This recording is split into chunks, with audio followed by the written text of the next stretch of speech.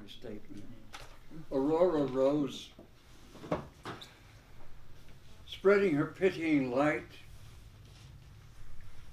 and with it bringing back to sight the labors of sad mortality, what men have done and what has been done to them, and what they must do to mourn. King Tarchon and Father Aeneas together upon the curving shore caused there to be wooden funeral pyres constructed, and to which the bodies of their dead were brought and placed there in accordance with the customs of their countries.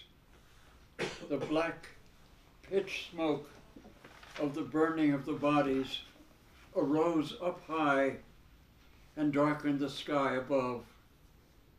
3 times, in shining armor, the grieving warriors circled the burning pyres. 3 times on horseback, ululating, weeping as they rode.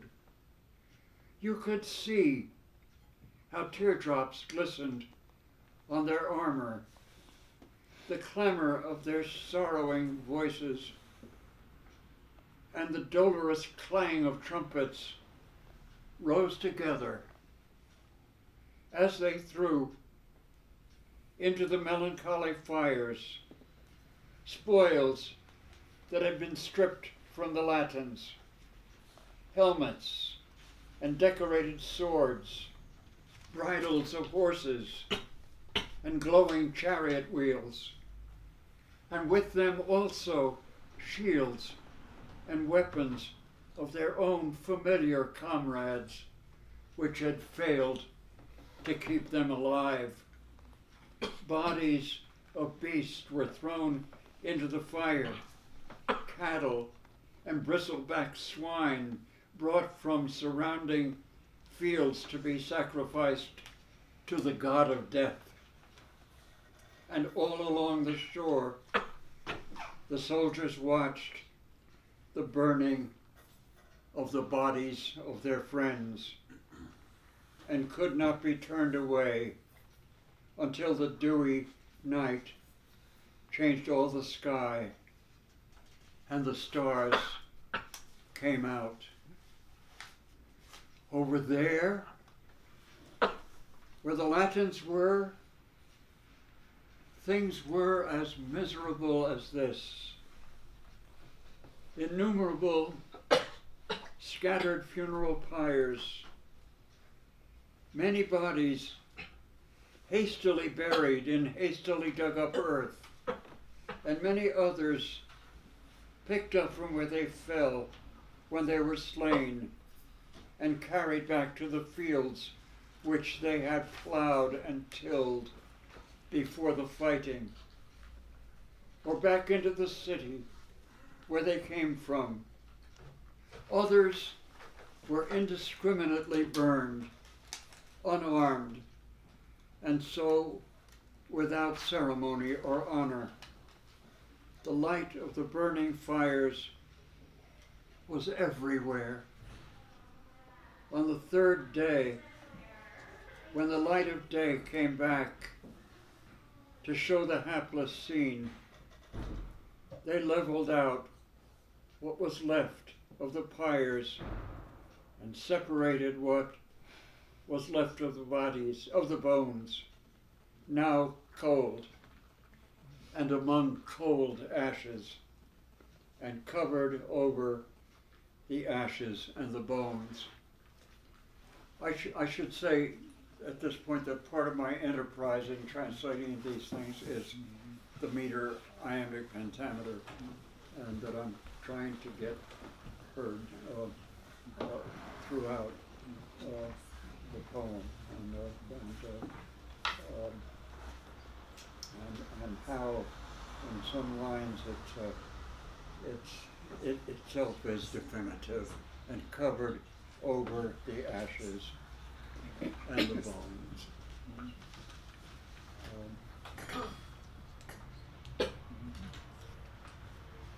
Then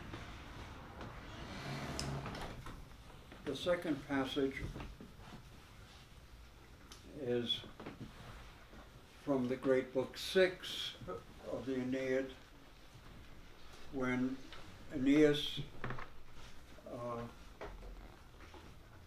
has come finally to Italy, to Cumae, and is seeking to find a way to enter into the underworld in order to find the shade of his father, who had, on their journey, had died recently in Sicily on their way. And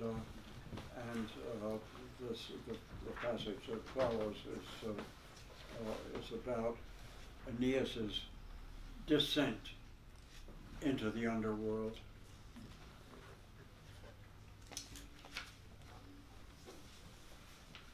From here there is a road which leads to where the waters of Tartarian Acheron are,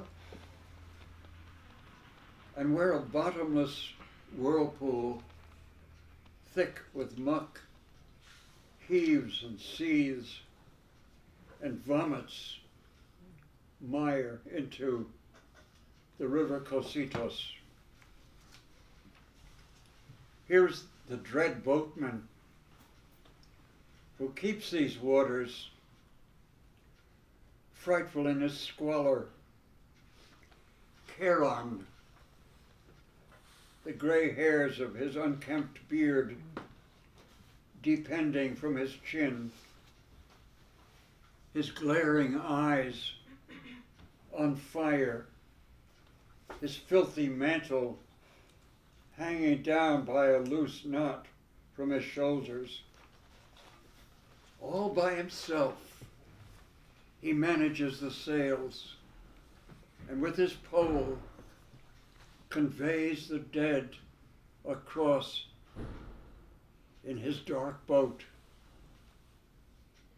He's old, but being a god, old age is young. A vast crowd, so many, rush to the riverbank. Women and men, famous great-hearted heroes, the life in their hero bodies now defunct. Unmarried boys and girls, sons whom their fathers had to watch being placed on the funeral pyre, as many as the leaves of the forest that, when autumn's first chill comes, fall from the branches, as many as the birds that flock into the land from the great deep, when the season turning cold has driven them over the seas to seek the sun. They stood beseeching on the riverbank, yearning to be the first to be carried across, stretching their hands out toward the farther shore. But the stern ferryman, taking only this one or this other one, pushes the rest away. Aeneas cries out, excited by the tumult, "O Virgin, why are they crowding at the riverbank? What is it that the spirits want? What is it that decides why some of them are pushed away and others sweep across the livid waters?" The aged priestess thus, Anchises' son, true scion of the gods, these are the pools of the river Cocytus, and this the Stygian marsh, whose power it is to make the gods afraid not to keep their word. All in this crowd are helpless because their bodies have not been covered over.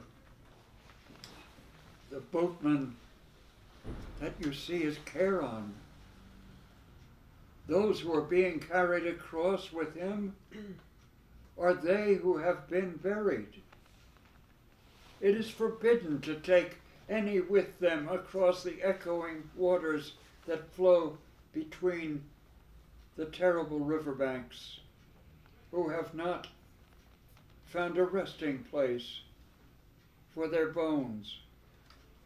Restlessly to and fro along these shores, they wander, waiting for 100 years. Not until after that, the longed for crossing. Waiting not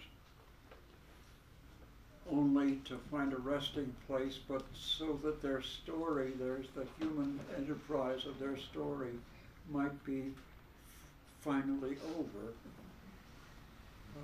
and recognized as so. And then from a second. I've got the text a little mixed up here. 1 second.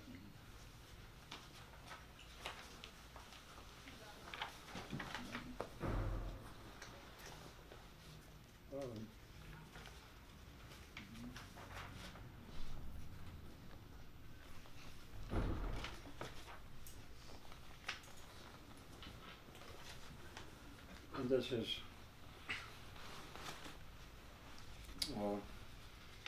Aeneas' descent into the underworld. They've come to Cumae, and this is where Aeneas, grieving, cries. They give their reins to the fleet, and together they get across to the shores of Euboean Cumae, where they turn their ships about, up their prows seaward, and align the curved sterns all along the beaches. The teeth of their angers fasten them where they are. And then the young men eagerly leap from the ships onto the shores of Hesperia at last, some of them searching for flint because they know the seeds of fire are hidden there. Some ravage the woods for the hiding places of game.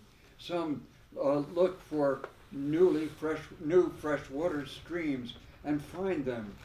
But pious Aeneas seeks the hill where Phoebus Apollo sits enthroned in his temple, near which there is the enormous cavern, the secret place of the dread Sibyl, into whose being the Delphic seer breathes a soul and mind that are the telling of what it is that is going to come to pass. I made a mistake when I read the other passage first, because that passage of Charon is subsequent to this. I just got mixed up in a sense. I hope you'll hear it as it goes. This is the descent into the underworld itself. And Virgil, terrified by the story that he's going to tell, and calling to the reader about the uncertainties of the telling, in a sense, and the ambition of the enterprise, and the reverential panic, in a sense, in the voice as he speaks it. You gods, who rule the kingdoms of the spirits, you tongueless shades, you Phlegethon and Chaos, you silent spreading regions of the dark, by the favors of the gods, may I, unharmed, be teller of the things that I have heard, and what is wrapped in the darkness here below. And then, in the lonely gloom of night,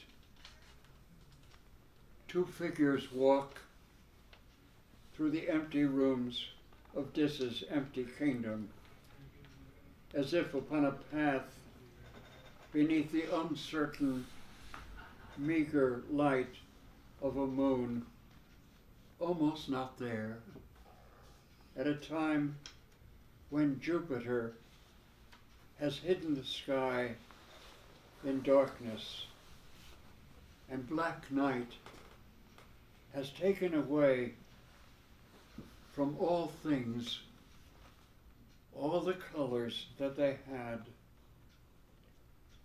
Just at the innermost entrance to the end of the entrance court, just at the place where Orcus's jaws are open,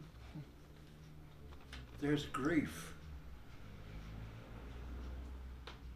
There's unrelenting cares where they have placed their beds.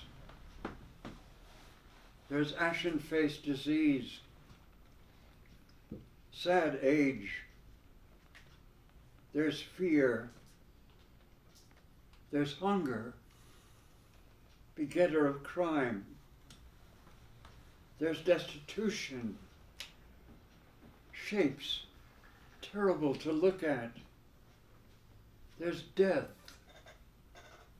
and his brother sleep, and guilty desires. And on the other side of the open door, there's war, dealer of death, and there's the iron cells of the Furies, and insane discord with bloody ribbons in her snaky hair. In the midst, there is an enormous, shadowy elm tree spreading its arms, and false dreams clinging under every single leaf of the foliage, so men say, and also many forms of monstrous creatures, centaurs stabled at the threshold there, and biform Scyllas, and Briareus, 100-handed, 50-headed, and the striding, hissing beast of Lerna, the chimera breathing fire, and harpies, gorgons, and he, the three-bodied shade. Aeneas, trembling, terrified at the sight, unsheathed his sword and turns its edge against them. And he would, had not his sage companion told him that these were bodiless, empty images of life, have slashed at fleeting shadows with his sword.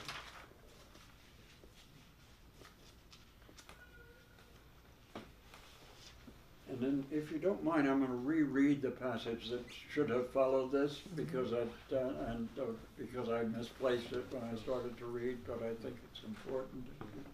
Apologize for that. From here, there is a road which leads to where the waters of Tartarian Acheron are, and where a bottomless whirlpool thick with muck heaves and seethes and vomits mire into the river Cocytos. Here is the dreadful boatman who keeps these waters, frightful in his squalor, care on the grey beards of his unkempt beard, the grey hairs of his unkempt beard depending from his chin, the glaring eyes on fire, his filthy mantle hanging by a loose knot from his shoulders, all by himself. He manages the sails, and with his pole conveys the dead across in his dark boat. He's old, but being a god, old age is young. A vast crowd, so many rush to the riverbank. Women and men, famous great-hearted heroes, the life in their hero bodies now defunct, unmarried boys and girls, sons whom their fathers had had to watch being placed on the funeral pyres, as many as the leaves of the forest that when autumn's first chill comes, fall from the branches, as many as the birds that flock into the land from the great deep, when the season, turning cold, has driven them over the seas to seek the sun. They stood beseeching on the riverbank, yearning to be the first to be carried across, stretching their hands out toward the farther shore. But the stern ferryman, taking only this one or this other one, pushes the rest away. Aeneas cries out, excited by the tumult, "O Virgin, why are they crowding at the river? What is it that the spirits want? What is it that decides why some of them are pushed away and others sweep across the livid waters?" The aged priestess thus, Anchises' son, true scion of the gods, "These are the pools of the river Cocytos, and this is the Stygian marsh, whose power it is to make the gods afraid not to keep their word. All of this crowd are helpless because their bodies have not been covered over. The boatman that you see is Charon. Those who are being carried across with him are they who have been buried. It is forbidden to take any with him across the echoing waters that flow between these terrible river banks, who have not found a resting place for their bones. Restlessly to and fro along the shore, they wander, waiting for 100 years. Not until after that, the longed-for crossing." I wanted to repeat it to put it in its proper place, but also because that passage about the birds and coming and so on is Virgil's own quote from lines in his great previous translation, the Georgics, and which he quotes when he's telling of Orpheus's descent into the underworld in order to try to rescue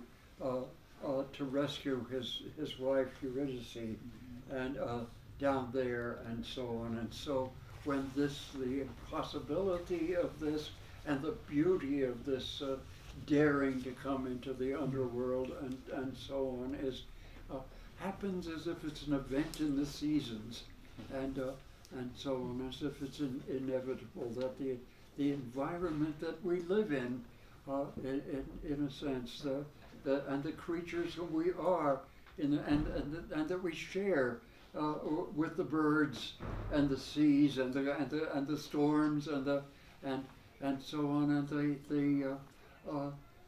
the conditions of our limitations, in a sense, are acted out in that scene when Eurydice, when Orpheus, the greatest singer, the original singer, in a sense, goes to the underworld, and his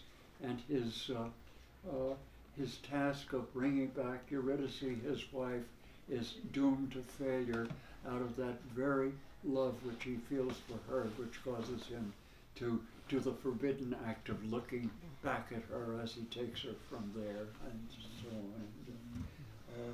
And I think this is related to the passage that in the Aeneas goes on. Aeneas in the underworld has gone to the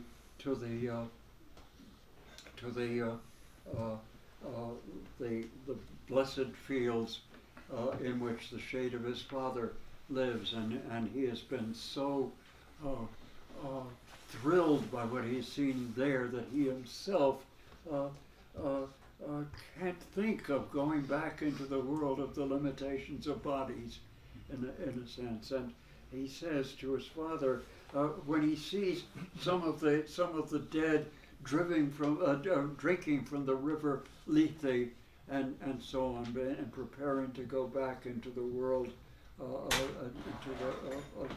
their bodies and the limitations of the heartbreaking limitations of their selves, in a sense. And he says to his father, "Oh, Father, is it thinkable that any spirits want to go back from this, the Elysian fields, from this to the upper world, and again into the prisons of bodies? Why do these poor things long so to go back to the light up there?" Aeneas answers, saying, "My son, I'll tell you." And he tells him, in its order, all the truth. There is a spirit that breathes and moves within and nurtures the earth and sky and the ocean's wide savannas and the bright sphere of the moon and Titan's star, the sun.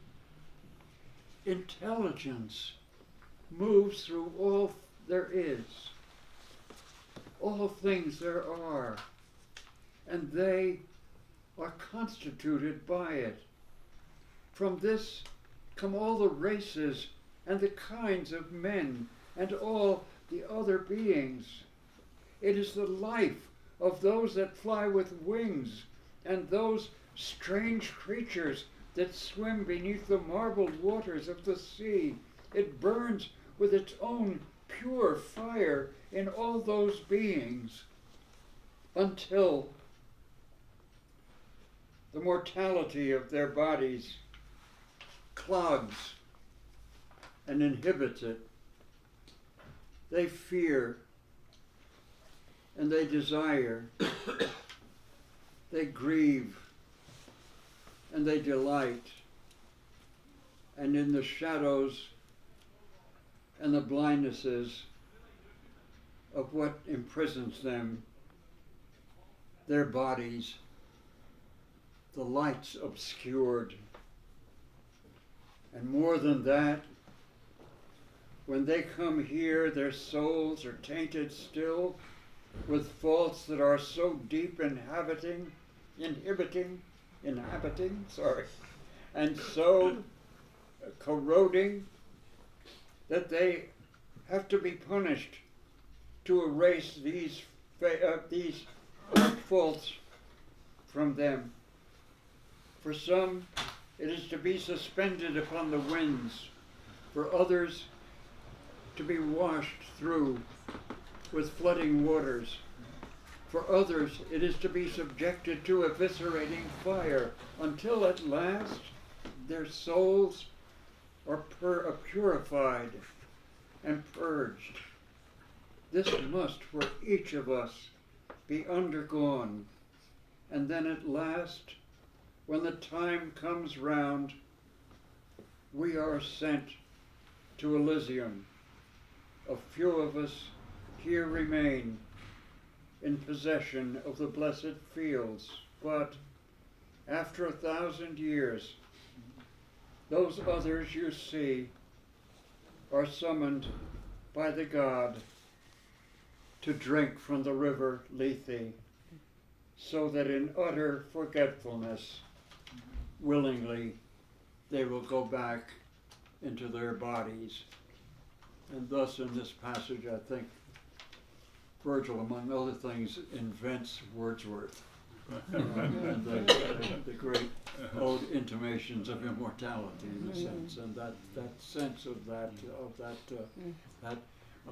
definitive limitations in our experience that guarantees so difficult the task of getting to Rome, building Rome, is compromised in a sense by our very humanities and the nature in which we live.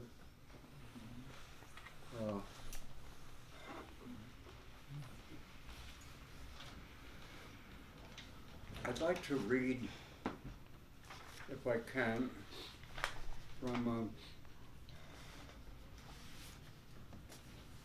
Tablet 12 of the Gilgamesh material. I call my work on the Gilgamesh not a translation because I don't know Babylonian. God knows I don't know Sumerian. So I don't call it a translation in a sense. I worked from the word for word work of scholars in English, led by the great William Moran, who was an Acadian scholar at Harvard, whom I knew and who got me into this. This is a passage from Tablet 12, the poem that is a close, by a miracle we know, the scholars know it, that they must have found a Sumerian tablet in the sense that, so that from whom they learned writing, but Sumerian is a totally different language from Babylonian, and since its code was not found until the 20th century, in fact, but the Babylonians knew it, and it's a close reading of that poem, and I will read some parts of it in a sense.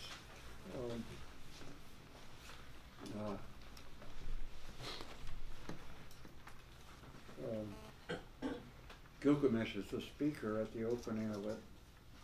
The drumstick and the drum and drumstick of the carpenter's house, where the carpenter's daughter was, and the carpenter's wife and daughter were like my mother and sister. The drum and drumstick that had fallen down through a hole in the nether world, into the nether world, out of my sight, down through a hole in the floor.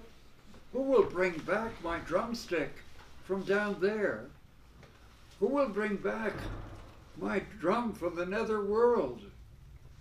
Enkidu, who was the servant of Gilgamesh, Gilgamesh the king and the great builder of Uruk.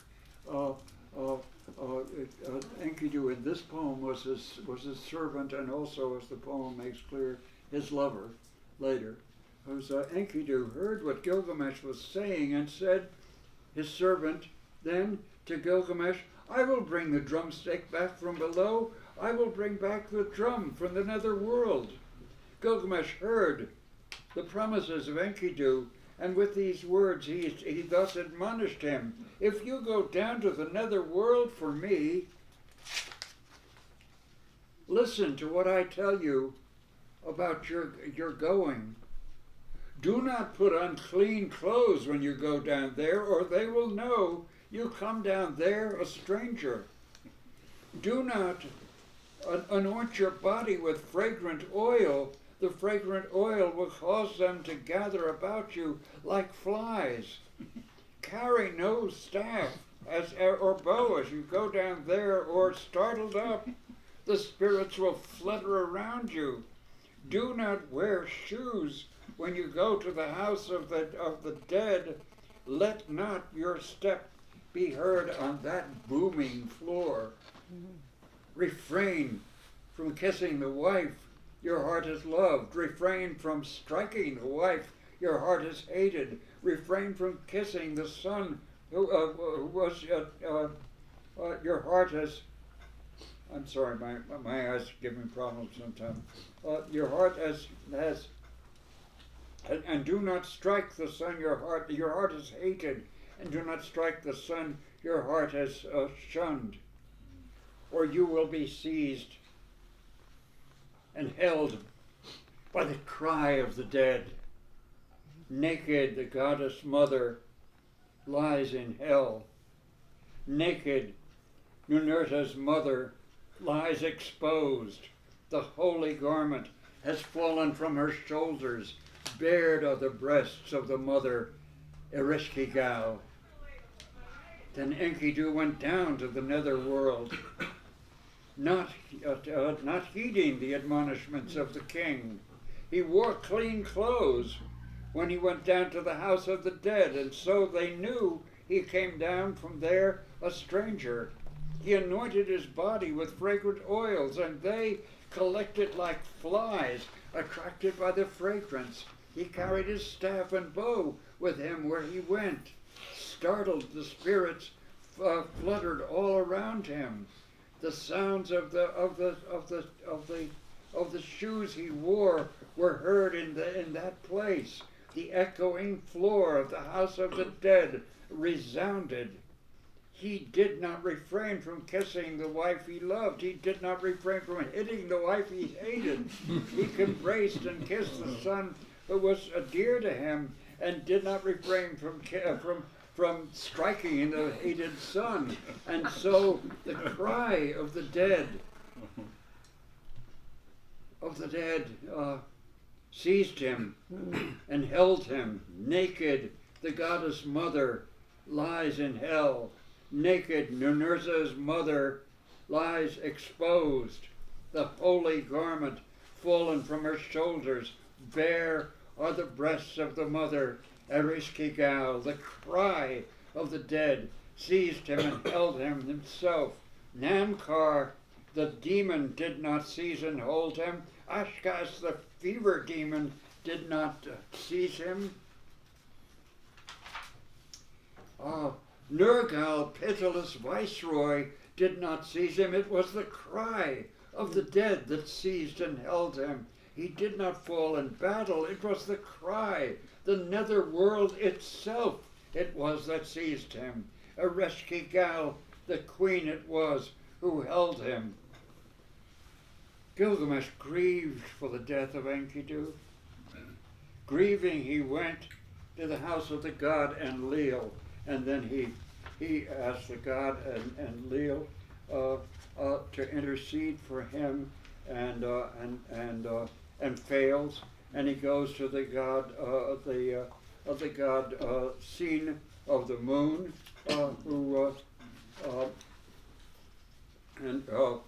and fails, and then finally he goes to the god Ea, who's a very ambiguous god who is in some sense the creation itself. He's the god of the fresh water under the salt waters of the sea, and so on. And he goes to the edge of Apsu, the abyss, to the god Ea. Oh, Father Ea, into the nether world my drum has fallen through a hole. My drumstick fell through a hole down in the world below. The cry of the nether world has seized my servant Enkidu, whom I sent to bring me back the drum and drumstick that fell down through a hole in the floor of the upper world. Namtar, the demon, did not seize him and hold him. Ashkan, the fever demon, did not seize him. Nergal's pitiless viceroy did not seize him. It was the cry of the dead that seized and held him. He did not fall in battle. It was the cry, the nether world itself, it was that seized him. Ereshkigal, the queen, it was who held him. The god of the abyss heard him and said, and what he said, and interceded for the grieving king. He said to Nergal, king of the nether world, open a hole in the roof of the nether world so Enkidu may rise up like a vapor out of the nether world into the upper. Nergal obeyed the voice of Ea the god. The hole in the floor of the upper world was open. The spirit of Enkidu, a puff of breath, came forth from the nether world into the upper. Then Gilgamesh and Enkidu, companions, tried to embrace and kiss one another. Companions.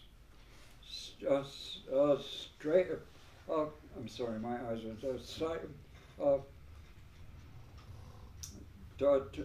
towards one another. They spoke these words. Now tell me how it is in the nether world. I will not tell you. If I told you how it is in the nether world, the arrangement of things, you would sit down and weep because I told you. Now tell me how it is that although I may sit down and weep because of what you tell me. So Enkidu told him the way it is down there. The vermin eat my body.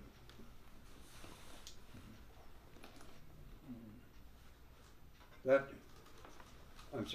vermin eat my body that once made Gilgamesh, the companion, rejoice to touch, as if it was old clothes, filthy, discarded. The vermin eat the body of Enkidu. Then Gilgamesh cried woe and fell to the ground because of the things that Enkidu was telling. After a time, he further questioned him about the way it is among the dead. Have you seen down there the man who has no sons? I have seen the sonless man in the nether world. How is it with the man who has one son? I have seen the man. He sits there by the wall and weeps. Have you seen the man down there who has two sons? He sits on 2 bricks and has some bread to eat. How is it with the man who has 3 sons? He drinks from the water skin his sons have brought. Have you seen the man down there who has 4 sons? His heart rejoices as the heart rejoices of a farmer with 4 asses who 4 asses yoked to his cart. How is it with the man who has 5 sons?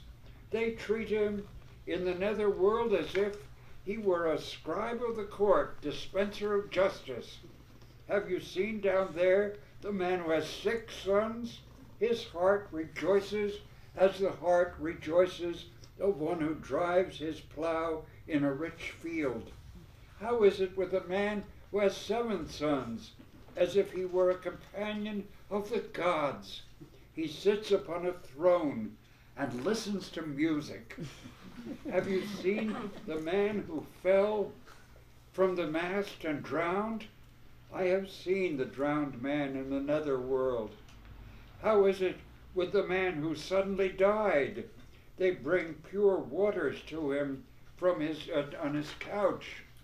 Have you seen in the nether world the famous warrior, he who fell on the battlefield in glory?